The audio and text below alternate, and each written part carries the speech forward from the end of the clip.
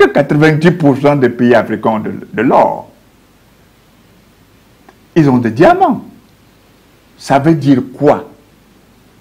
Ça veut dire qu'au lieu d'aller à la fiction économique qu'on a aujourd'hui pour remplacer la monnaie, ils peuvent stocker de l'or dans leur banque centrale et créer de la monnaie basée sur ça et tout le monde va courir.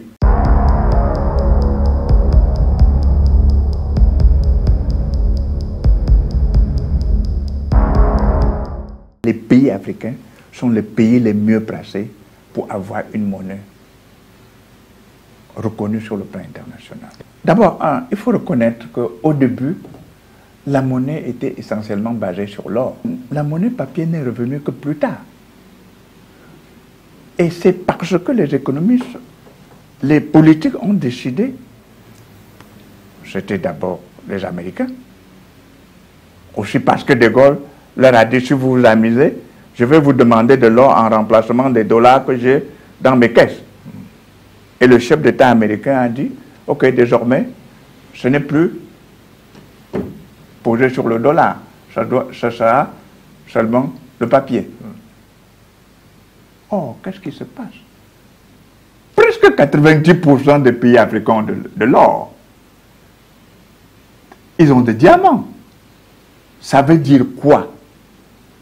Ça veut dire qu'au lieu d'aller à la fiction économique qu'on a aujourd'hui pour remplacer la monnaie, ils peuvent stocker de l'or dans leur banque centrale et créer de la monnaie basée sur ça et tout le monde va courir.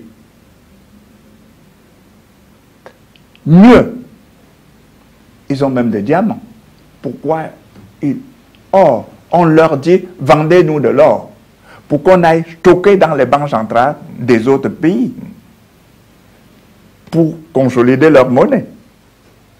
Pourquoi je vends de l'or alors que je peux le stocker et créer de papier? Pour dire, si vous voulez, vous remplacez ce papier par l'or qui est dans mes... Vous voyez que nous avons un problème tout simplement de réflexion intellectuelle.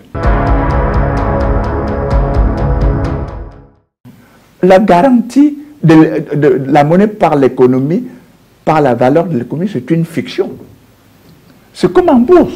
Quand tu as une entreprise qui est cotée en bourse, n'est-ce pas? Il suffit que tel chef d'État externue pour que ça tombe, n'est-ce pas?